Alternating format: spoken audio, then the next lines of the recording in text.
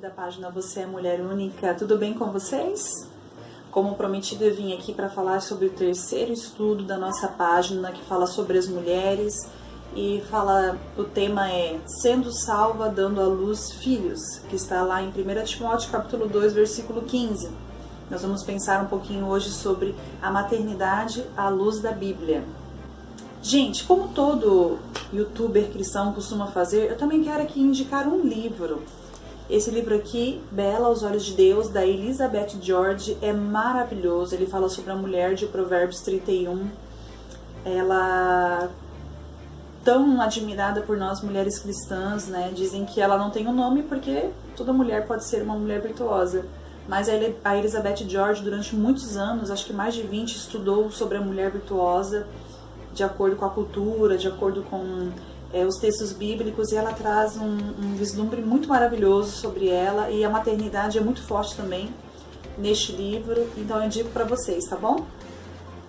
Bom, pessoal, o segundo texto de 1 Timóteo, capítulo 2, versículo 15, sobre a mulher diz: Salvar-se-á, porém, dando à luz filhos, se permanecer com modéstia na fé, na caridade e na santificação.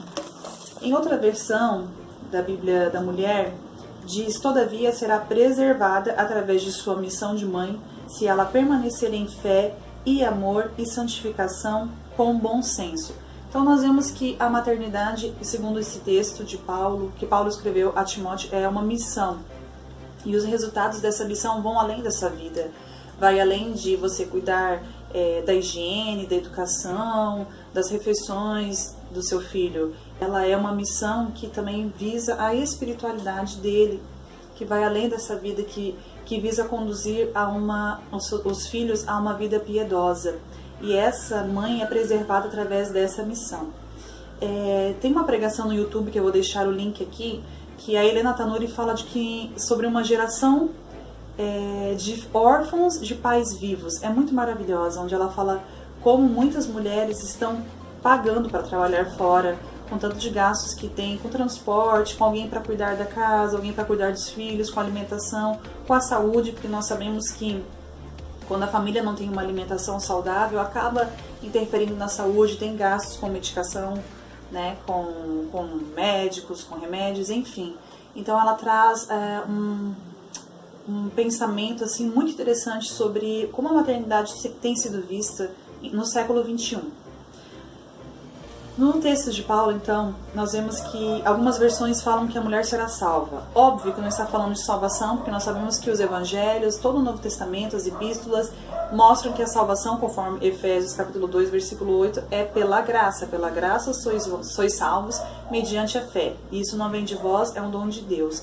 Então, nós vamos tentar interpretar esse texto de acordo com o que Paulo, né, quis realmente dizer, porque não está se referindo à salvação, realmente a salvação de fato. Paulo vem tratando no capítulo 2, os versículos 9 ao 14, sobre várias virtudes divinas dadas às mulheres. Ele fala de modéstia, ele fala de decência, ele fala sobre as mulheres priorizarem as boas obras, ele fala sobre elas aprenderem com um coração sujeito, fala do aprendizado da mulher. Então ele vai discorrer lá sobre o episódio de Gênesis, do pecado, onde a mulher cedeu à tentação ali de Satanás na serpente, comeu do fruto proibido. A Bíblia não diz que era uma maçã, a Bíblia diz que era um fruto proibido e ela comeu. Então veio o pecado, depois o homem pecou e veio a consequência do pecado para o homem, a mulher e o animal. Para a mulher, em Gênesis 3,16, Deus diz também que multiplicaria as dores de parto. Então nós entendemos que já havia dor, mas ela foi multiplicada. Então essa foi a consequência de Eva após o pecado. Porém, ali no Éden já, Deus promete a redenção para a mulher.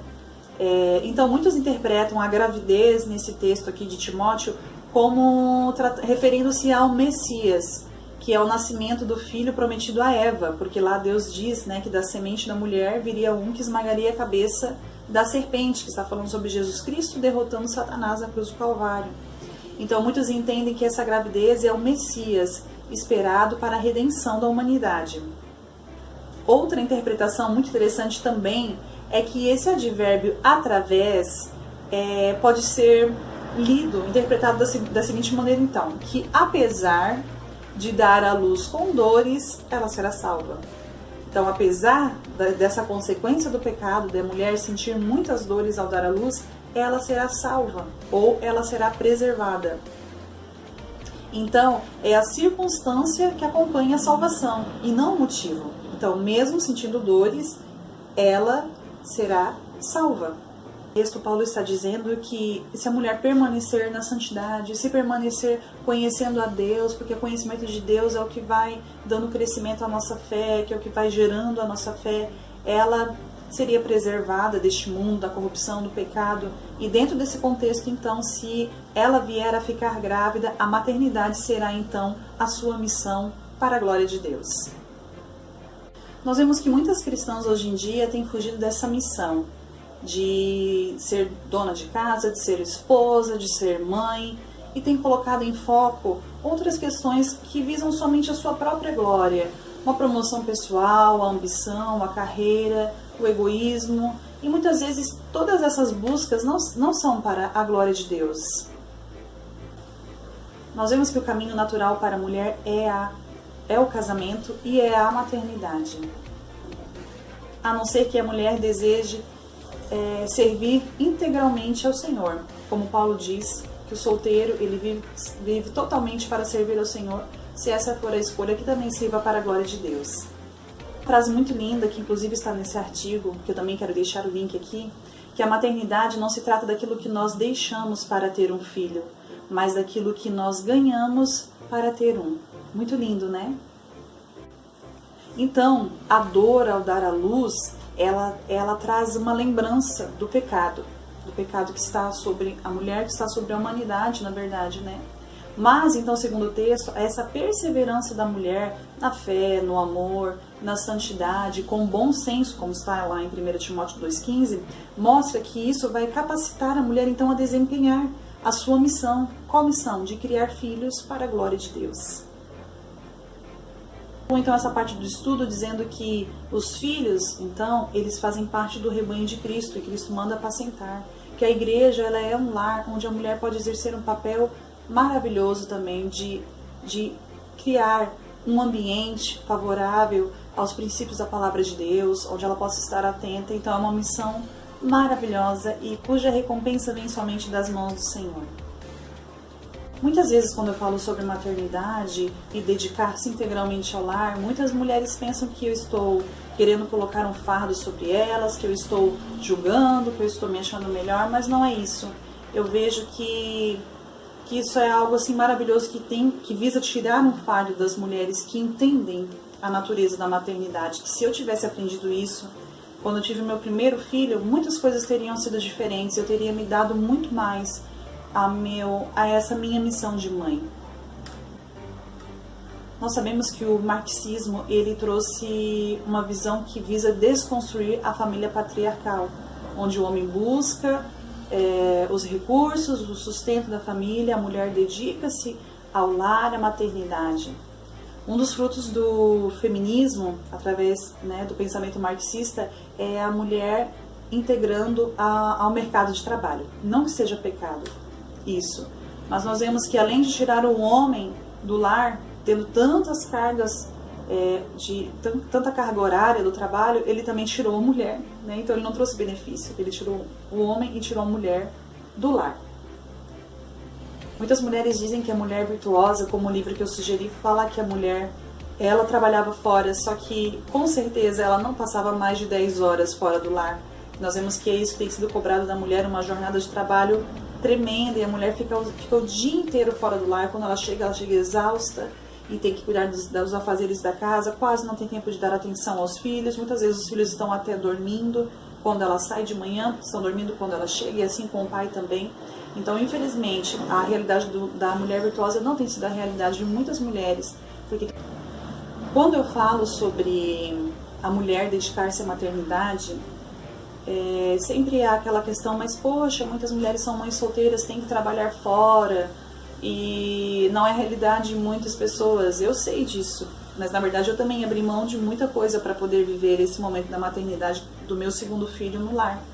Só que isso é algo que nós temos que ensinar às gerações futuras. Nós temos que ensinar as meninas, olha, dedique-se a estudar realmente, dedique-se a ter uma profissão. Mas quando você for mãe, tire um período. Isso não é só uma questão de Bíblia, é uma questão de medicina. Eu gosto muito de seguir e de ouvir os conselhos do Dr. José Martins Filho, que ele já foi presidente da Academia de Pediatria do Brasil. Ele diz que a primeira infância é essencial para o bem-estar de um indivíduo quando ele for adulto. E ele luta para que estenda-se o período da licença maternidade, para que as mães possam ficar mais em casa. Então, a gente precisa aconselhar as moças, porque nós vemos que muitas moças estão grávidas e já estão procurando um berçário, uma creche para deixar os filhos, que elas não planejam esse período em casa. Então, quando a gente fala sobre esse assunto, nós estamos falando sobre planejamento, nós estamos falando sobre ter essa prioridade, quando surgir na maternidade, que ela dê prioridade, que é essencial a presença da mãe no lar. Então, o feminismo, ele trouxe uma redenção carnal, de que o feminismo ia combater um outro pecado, que é o machismo, né? Um quer se colocar superior ao outro, mas na verdade nós vemos que a redenção bíblica, ela existe, e é quando nós voltamos aos padrões bíblicos de como Deus criou a família, é que nós vamos trazer cura para a família, para a sociedade. Então, finalizando, eu quero também indicar o vídeo da Norma Braga, que em poucos minutos ela traz esse final aqui que eu falei sobre o feminismo, o marxismo cultural. Ela é uma mulher muito inteligente, ela é uma cristã assim, que tem feito muita diferença no cenário evangélico, trazendo uma cosmovisão cristã. Ela abandonou a sua carreira, ela era doutora, para dedicar-se ao lar como esposa. Ela nem tem filhos ainda, mas ela viu isso como um chamado, porque nós precisamos resgatar e servir de exemplo para a nossa geração. E é algo muito lindo, eu vou deixar o vídeo dela aqui, onde ela diz que realmente tem sido muito desvalorizado os papéis de esposa, os papéis de mãe, mas a palavra de Deus diz que essa é uma missão linda, e se você cumprir, você vai ter os frutos aqui nessa vida e vai ter também na eternidade, porque os filhos são herança do Senhor, amém? Eu espero que eu tenha te edificado com esse vídeo, um beijo e que Deus te abençoe.